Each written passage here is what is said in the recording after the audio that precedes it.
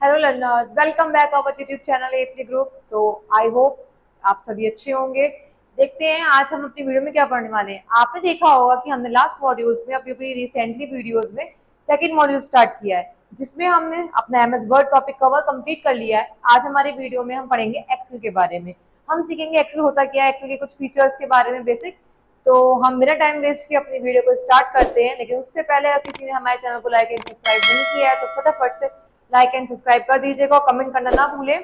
तो देखिए आज हमारा टॉपिक है एमएस एक्सेल। एमएस एक्सेल होता क्या है, नॉर्मली अगर हम बात करें, जैसे आप कॉपी पे कैलकुलेशन वगैरह करने के लिए फॉर्मूले मतलब जैसे होता है ना, प्लस करना है माइनस करना है, कैलकुलेटर का यूज करते हैं अलग से, तब आप अपनी कैलकुलेशंस को लिख पाते हैं सॉल्व करके कॉपी पे। लेकिन अगर मैं कहूँ ये चीज आपकी एक्सेल में हल हो जाएगी। एक्सेल क्योंकि क्या है, हमारा मैथमेटिकल फॉर्म पे काम करता है, यानी कि फॉर्मूला बेस्ड होता है। इसमें आप इजीली अपनी चीजों को क्या कर सकते हो, प्लस कर सकते हो, माइनस करते हो, बस सिंपल से कुछ फॉर्मूले लगा के। तो हम देखिए स्प्रेडशीट का दूसरा नाम क्या होता है, एमएस एक्सेल का दूसरा नाम क्या होता है, स्प्रेडशीट। यानी कि एमएस एक्सेल को हम क्या बोलते हैं, स्प्रेडशीट भी बोलते हैं। इसका दूसरा नाम क्या है, स्प्रेडशीट। ठीक है, इसके और भी नेम होते हैं। इसका एक नेम ये भी होता है वर्कबुक, इसे वर्कबुक भी बोला जाता है। तो जैसे कि मैंने वर्ड था, वर्ड भी कई नाम से जाना जाता था, विन वर्ड है, एमएस वर्ड है, वर्ड प्रोसेसर है। उस तरीके से हमारा एमएस एक्सेल जो है वो स्प्रेडशीट और वर्कबुक के नाम से भी जाना जाता है। क्या है इसकी डेफिनेशन पढ़ते हैं। माइक्रोसॉफ्ट एक्सेल, देखिए जाहिर सी बात है ऑफिस एप्लीकेशन का एक ये स्वीट है, यानी कि हमारा जो ऑफिस एप्लीकेशन होती है उनका बंडल जो होता है उसका एक पार्ट है, जिसकी एक एप्लीकेशन है ये। तो ये एमएस ऑफिस कंपनी द्वारा है तो एमएस लग गया। ये है क्या, Microsoft Excel spreadsheet application launched in 1985। ये कब लॉन्च हुई थी, 1985 में लॉन्च हुई थी बाय द माइक्रोसॉफ्ट कॉर्पोरेशन। किसने की थी, माइक्रोसॉफ्ट कॉर्पोरेशन यानी माइक्रोसॉफ्ट कंपनी ने लॉन्च की थी।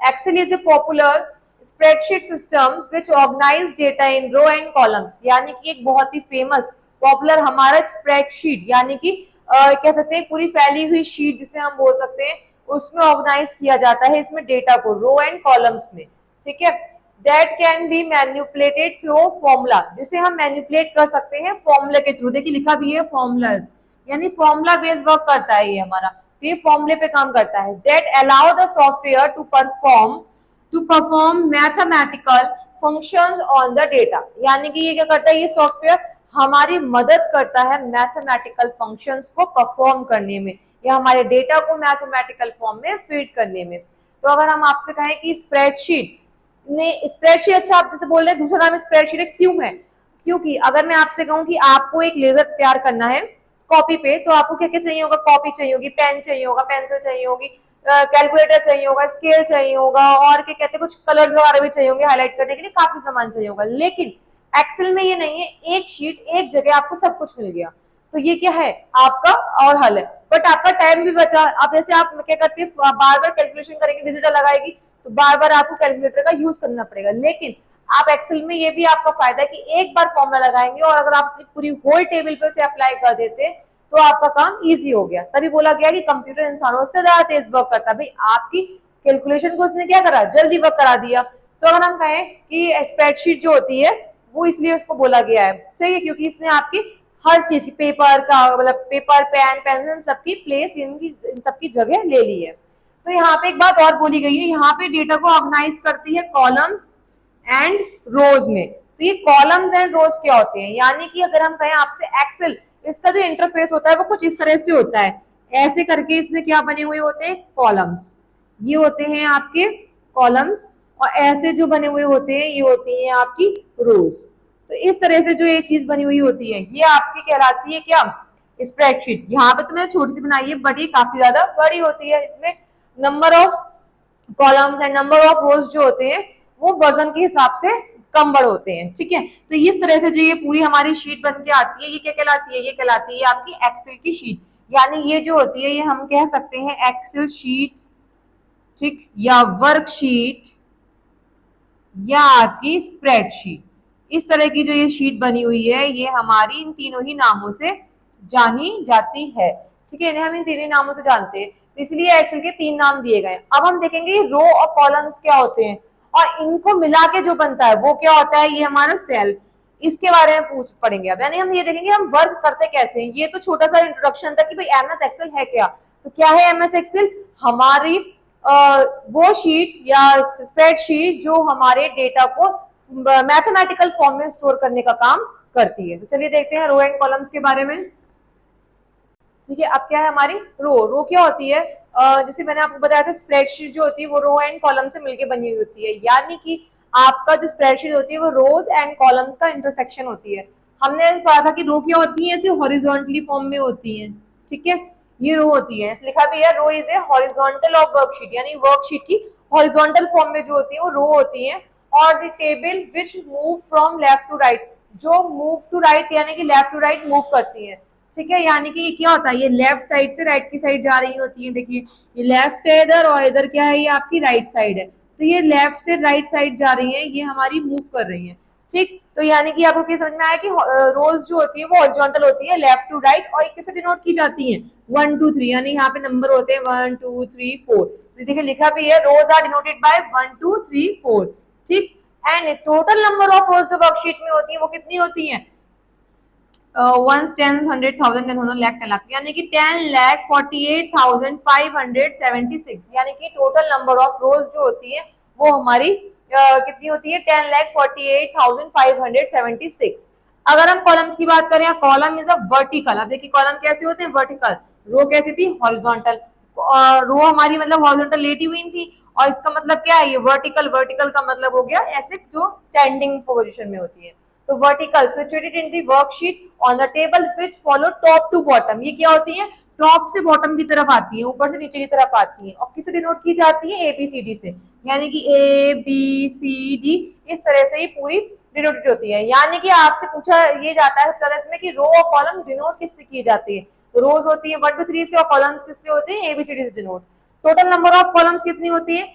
16,384, ये टोटल नंबर ऑफ कॉलम्स होते हैं। ठीक है, ये हमारी स्प्रेडशीट में number of rose and columns total जो दिए गए हैं, ये वर्जन के अकॉर्डिंग चेंज भी हो जाते हैं। यानी कि अगर हम बात करें 2016 के जो बाद के वर्जन है उसमें मिनिमम मतलब इतने बताए गए हैं, कम से कम इतने तो होते ही हैं, और जो इससे पहले के वर्जन है इसमें उससे थोड़े डाउन भी होते हैं, यानी इतने ना होके इसमें कुछ कम है। ठीक है,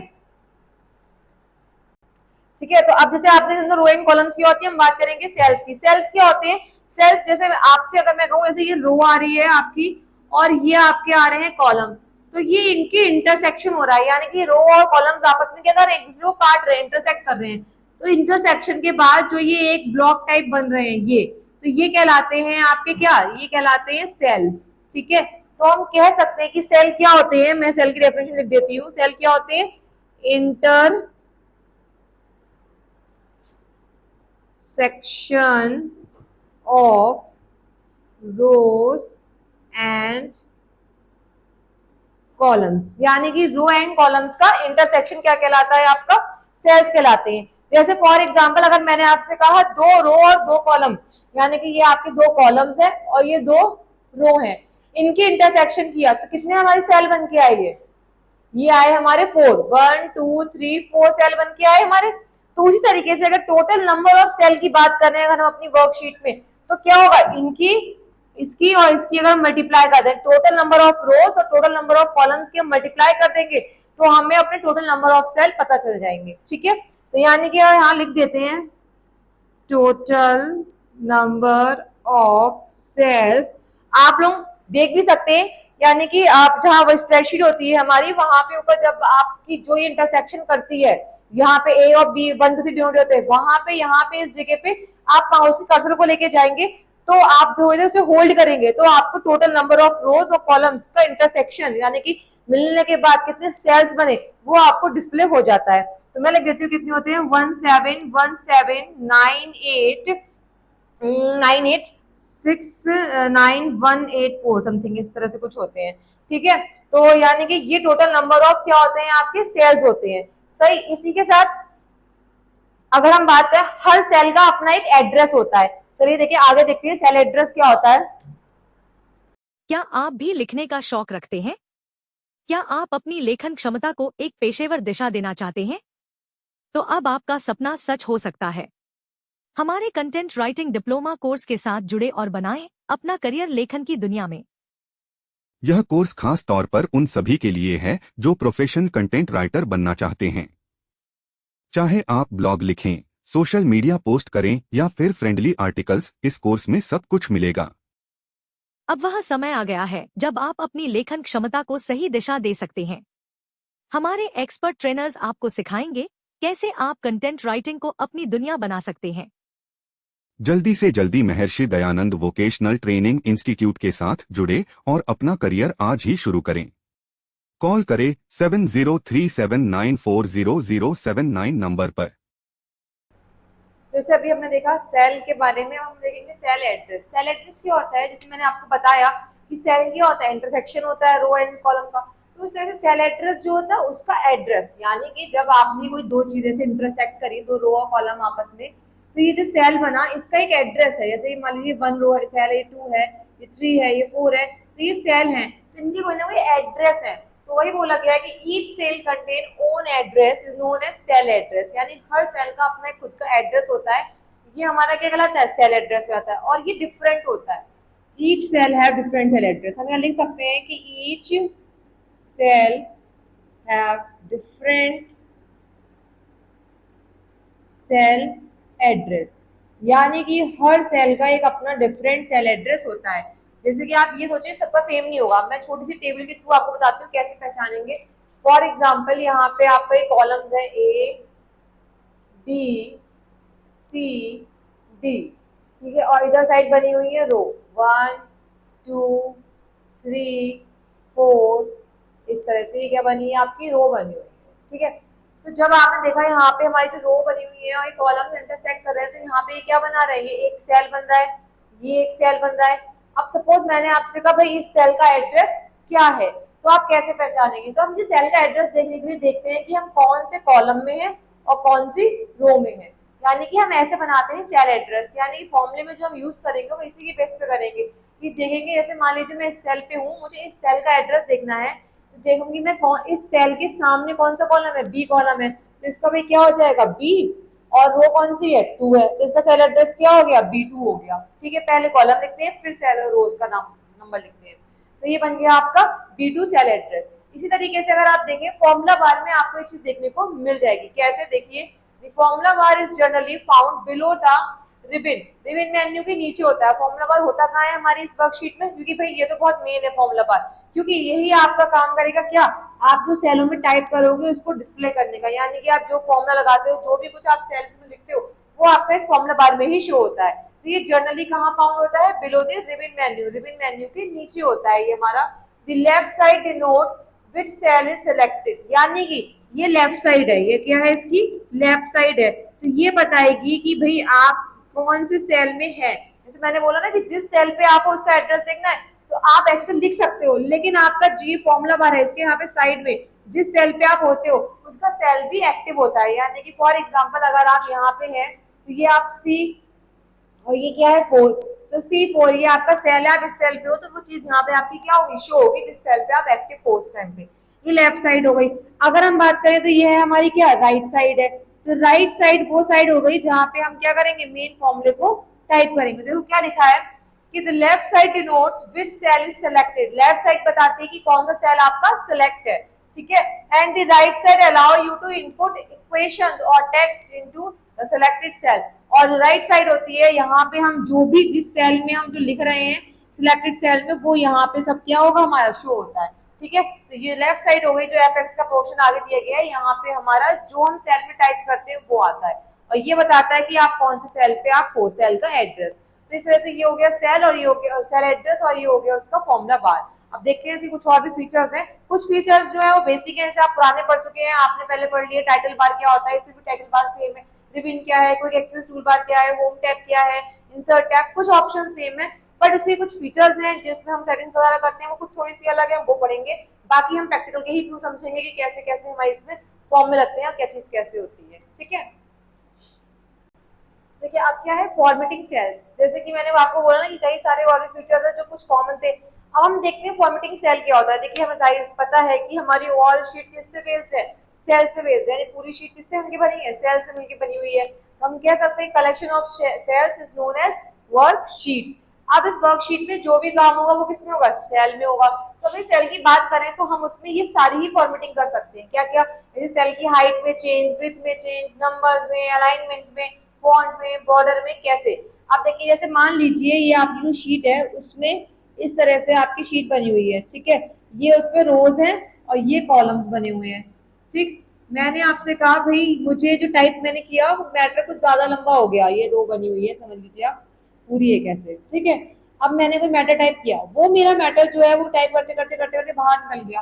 अब आप कहेंगे भाई ये मेरी लाइन तो छोटी पड़ गई, यानी कि मेरा बॉक्स जो है वो छोटा पड़ गया, मेरा सेल। इसके लिए हम क्या कर सकते हैं, इसकी हाइट को बढ़ा सकते हैं, यानी अगर हम चाहें तो हम ये कॉलम्स जो होते हैं या रोज जो होती है उनकी हाइट को हम छोटा या बड़ा कर सकते हैं। फॉर एग्जाम्पल मैंने इसमें कोई हेडिंग लिखी और वो काफी बड़ी है मेरी, जो मेरी क्या रहेगी वो इतने में ही आ रही है, मेरी मुझे चाहिए चौड़े में, तो मैं यहाँ से क्या करूंगी, इसके बीच में यहाँ पे अपने माउस के कर्सर को रखूंगी और ड्रैग कर दूंगी, तो ये मेरी जो चीज होगी वो क्या होगा, सेल, यानी कि रो की जो हाइट होगी थोड़ी सी बढ़ जाएगी। इस तरीके से हम सेल की देखें अगर, यानी कि कॉलम की बात करें तो अगर मैं कुछ मैटर टाइप कर रही हूँ वो दूसरे कॉलम में चला गया तो मैं इस कॉलम को क्या कर सकती हूँ, बड़ा कर सकती हूँ, यानी कि दोनों कॉलमों के बीच में माउस के कर्सर को रखेंगे एंड ड्रैग कर देंगे। इधर साइड करना है तो मतलब राइट साइड करना है तो राइट साइड, लेफ्ट साइड करना है तो लेफ्ट साइड, तो हमारा क्या होगा, ये छोटा बड़ा एडजस्ट हो जाएगा, यानी कि हम रोज और कॉलम्स की अपनी हाइट को क्या कर सकते हैं, अपने अकॉर्डिंग छोटा या बड़ा चेंज कर सकते हैं। ये इसकी फॉर्मेटिंग है। फिर आता है हमारा नंबर्स। नंबर्स क्या होते हैं, यानी कि जब आप उसमें फॉर्मेटिंग करते हैं, सेल में मान लीजिए आपने डेट डाली, अब किसी किसी फॉर्मेट में चाहिए, किसी को किसी फॉर्मेट में चाहिए। नंबर्स क्या होते हैं, कुछ लोग डेसिमल में भी नंबर्स की वैल्यू चाहते हैं, कुछ लोग नॉर्मल में चाहते हैं, तो इस तरह से आप क्या कर सकते हैं, नंबर की फॉर्मेटिंग कर सकते हैं, यानी कि सेल फॉर्मेटिंग में जाके आप एक पर्टिकुलर सेल में होंगे, उस पर राइट क्लिक करेंगे, आपका एक लिस्ट ओपन होगी, उसमें लिखा हुआ आ रहा होगा फॉर्मेटिंग सेल्स, आप वहां पे जाके क्या कर सकते हैं, जिस तरह से आपको अपने लिखे हुए टेक्स्ट को चेंज करना है, जिस स्टाइल में, आप वो कर सकते हैं, ठीक है। ये हम प्रैक्टिकल में ज्यादा अच्छे से समझेंगे। अब बात करें तो अलाइनमेंट की। अलाइनमेंट क्या होते हैं भाई, आपका जो ये ब्लॉक है, आप इस ब्लॉक में अपने टेक्स्ट को लेफ्ट से लिखेंगी, राइट से लिखेंगी या सेंटर से लिखना है, कहाँ से लिखना है, तो ये आपका डिपेंड करता है अलाइनमेंट पे। तो जैसे कि आपने देखा होगा कि वर्ड में भी होते थे, एमएस वर्ड में भी अलाइनमेंट थे हमारे कुछ, इसी तरीके से इसमें भी अलाइनमेंट है, लेफ्ट, राइट और सेंटर, यानी कि ये पूरे एक सेल के लिए आपके 3 अलाइनमेंट्स को ही अप्लाई कर रहा है, ठीक है। अब बात करें हम फॉन्ट की, तो फॉन्ट फैमिली हमारी बहुत बड़ी है, तो यानी कि हम फॉन्ट पे जाके अपने लिखे हुए टेक्स्ट को किसी भी फॉन्ट पे हम चेंज कर सकते हैं। फिर आता है बॉर्डर। बॉर्डर पता है क्या होता है, जैसे जो आपने एक्सेल की शीट बनाई है उसको अलग से हाईलाइट कराना है, तो हम उस पूरी शीट को, जितने हिस्से को हमें ज्यादा हाईलाइट कराना है, सिलेक्ट करके अलग से बॉर्डर लगा लेते हैं, तो वो डार्क हमें दिखाई देता है, भैया हमारी ये शीट पूरी वर्कशीट पे एक अलग है, बनी हुई दिखाई दे रही है, में हाईलाइट हो रही है। फिर आता है फिल। लिखे हुए जैसे मान लीजिए आपका एक सेल है, इस सेल में आपने कुछ लिखा है, तो इस सेल को हाईलाइट करना है अलग से, तो हम इसको पूरा फिल कर सकते हैं कलर से, एक कलर से फिल कर सकते हैं, तो हमारा पूरा सेल एक कलर हो जाए, रेड, ब्लू, ग्रीन, बहुत सारे कलर अवेलेबल है, जिससे आप चाहें उससे आप इसे कलर से फिल कर सकते हैं। फिर आता है प्रोटेक्शन। प्रोटेक्शन मीन्स हम कह सकते हैं लॉक, यानी कि आपकी फाइल पे क्या लग जाएगा, लॉक लग जाएगा। फॉर एग्जाम्पल आपने कोई फाइल बनाई और आपको डर है कि मेरे पीछे वो फाइल कोई खोल के उसमें छेड़छाड़ कर सकता है, तो आप क्या लगा सकते हैं, उसमें लॉक लगा सकते हैं, प्रोटेक्शन लगा सकते हैं, दैट मीन्स पासवर्ड लगा सकते हैं। अगर आपने ऐसा कर दिया तो जब तक आप भी उस शीट में पासवर्ड नहीं डालेंगे तब तक आप भी उसमें कोई काम नहीं कर पाएंगे। तो इस तरह से आप अपनी एक्सेल शीट को प्रोटेक्ट भी कर सकते हैं, ठीक है। अब अगर हम बात करें inserting row and columns. Inserting row and columns का मतलब क्या है, यहाँ पे देखिए थोड़ा सा मैं समझा देती हूँ कि आपने सपोज कोई एक शीट बनाई है, उसके बीच में क्या हो गया, जैसे कि सब आपने यहाँ पे इस तरह से शीट बनी हुई है कॉलम्स की, ठीक है, ये कई सारे कॉलम्स हैं और ये कई सारी आपकी क्या है, रो है, ठीक है। तो यहाँ पे ए बी सी डी, ये कॉलम 1 2 3 4 5 ये रोज है। अब मैं आपने कोई शीट बनाई, इसमें आपने कुछ लिखा जैसे सीरियल नंबर, इसमें लिख दिया नेम, यहाँ पे आपने लिख दिया एज। अब सपोज आप इन दोनों के बीच में एक कॉलम को बढ़ा, पूरी शीट बन गई है, बट क्या है कि आप इन दोनों के बीच में रह गया बढ़ाना आपका कॉलम, यानी कि आपको इन दोनों के बीच में एक कॉलम और चाहिए खाली, जिसमें आप फादर्स नेम लिख पाए, तो आप क्या करेंगे, आप जिसके बीच में चाहिए, मतलब मुझे इन दोनों को लेना है टारगेट कि मुझे इन दोनों के बीच में चाहिए कॉलम, और तो मैं क्या करूंगी कि जो पीछे वाला यानी कि एज वाला है, इसको पूरे को सिलेक्ट करेंगे और हम क्या कर देंगे, इंसर्ट पे जाके ऑप्शन आ रहा होगा इंसर्ट कॉलम लेफ्ट साइड या राइट साइड, नहीं तो हमें इसके कहाँ करना है, लेफ्ट साइड इंसर्ट करना है, वहां पे हम क्लिक कर देंगे। इसी तरीके से इसकी शॉर्टकट की भी होती है क्या, इंसर्ट कॉलम की एंड रो की, दोनों की सेम होती है, इंसर्ट रो एंड कॉलम की क्या होती है, कंट्रोल प्लस, ये शॉर्टकट की है इसकी, एंड रिमूव करने की या डिलीट करने की, delete one row and column, तो इसकी शॉर्टकट की क्या होती है, कंट्रोल माइनस। ठीक है, इसकी शॉर्टकट की क्या होती है, कंट्रोल माइनस। अगर मान लीजिए आप इन दोनों के रो के बीच में कहा जाए, तो आप जिस रो के बीच में बढ़ाना है, नीचे वाली रो को आप सिलेक्ट करेंगे पूरी रो को और कंट्रोल प्लस कर देंगे, तो क्या होगा, इन दोनों के बीच में एक आपको नई रो दिखाई देगी। तो इस तरह से आप अपनी शीट में क्या कर सकते हैं, इंसर्ट कर सकते हैं रो एंड कॉलम्स को भी। ठीक है, तो चलिए अब आगे देख लेते हैं। क्या आप अपने करियर को एक नई उड़ान देना चाहते हैं? क्या आपके अंदर है प्लानिंग, क्रिएटिविटी और लीडरशिप का हुनर? तो वक्त आ गया है आपके सपनों को हकीकत में बदलने का। हम लाए हैं डिप्लोमा इन इवेंट मैनेजमेंट, जहां आप सीखेंगे इवेंट प्लानिंग और कोऑर्डिनेशन, स्टेज और lighting design, budget management, public relation और मार्केटिंग, और बहुत कुछ। सिर्फ 1 साल में बने प्रोफेशनल इवेंट मैनेजर।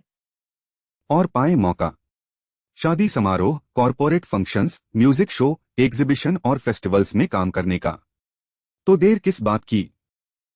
आज ही एडमिशन ले Maharshi Dayanand vocational training institute में। कॉल करें 7037940079 नंबर पर। विजिट करें www.mdvti.com। देखिए अब नेक्स्ट क्या है हमारा, शॉर्टिंग डेटा। शॉर्टिंग डेटा क्या है, यानी कि आपकी बनी हुई पूरी एक्सेल की शीट में डेटा को शॉर्ट करना, यानी कि ढूंढना, फिल्टर करना। तो क्या रहेगा, once you have create your spreadsheet, अगर एक बार आपने अपनी स्प्रेडशीट बना दी and enter in some data, उसमें कुछ डेटा लिख दिया है, तो you may want to organise the data in a certain way. तो आप उसमें डेटा को बनी हुई वर्कशीट में एक सही तरीके से ऑर्गेनाइज करना चाहते हैं, मेंटेन करना चाहते हैं, तो दिस कुड बी अल्फाबेटिकली, चाहे तो आप उसे अल्फाबेट के अकॉर्डिंग, इंक्रीजिंग टू डिक्रीजिंग या डिक्रीजिंग टू इंक्रीजिंग ऑर्डर में कर सकते हैं, न्यूमेरिकली कर सकते हैं, नंबर की फॉर्म में इंक्रीजिंग डिक्रीजिंग कर सकते हैं, और भी कई सारे तरीके हैं कि हाईएस्ट टू लोएस्ट के अकॉर्डिंग जिन बच्चों के मार्क्स आए हो, मतलब अपने अकॉर्डिंग आप उसको क्या कर सकते हैं, मैनेज कर सकते हैं। तो हम कैसे करते हैं, तो माउस का यूज करके ऑप्शन आता है हमारा होम के पेज पे ही, sort and filter from your editing panel. Editing panel यानी एडिटिंग का ग्रुप है ये, यानी कि होम पेज पे एडिटिंग का क्या होता है, ग्रुप होता है, उसमें आपका ऑप्शन मिलेगा शॉर्ट एंड फिल्टर। इस पे जब आप क्लिक करेंगे तो आपके पास लिस्ट जाएगी कि किस तरह से भाई आपको क्या करना है, डेटा को शॉर्ट करना है। सही। अब आता है enter a formula. Most important कि आप भाई फॉर्मूला एंटर कैसा करते हैं, तो जिस सेल में आपको फॉर्मूला चाहिए उस फॉर्मूले में, उस सेल को मतलब आप सिलेक्ट करेंगे और वहां पे आप क्या करेंगे, इक्वल का साइन, यानी कि ये बहुत जरूरी है, कोई भी फॉर्मूला विदाउट इक्वल स्टार्ट नहीं होता है। आपको सपोज ये कोई फॉर्मूला लिखना है तो इक्वल सम करना है, तो जिन जिन सेल्स का सम करना है, जैसे A1 प्लस A2, जिन सेल का सम करना है वो सिलेक्ट किया और आपने क्या कर दिया, एंटर कर दिया। ठीक है, तो इस तरह से आपका क्या होगा, फॉर्मूला लग जाएगा, बिना इक्वल के कोई भी फॉर्मूला स्टार्ट नहीं होगा, इस बात का बहुत ध्यान रखना है। ठीक है, तो इस तरह से हमारी एक्चुअली कुछ फीचर्स थे जो हमने कंप्लीट किए। नेक्स्ट वीडियो में मिलते हैं पावर पॉइंट के साथ, तब तक के लिए बाय बाय, थैंक यू।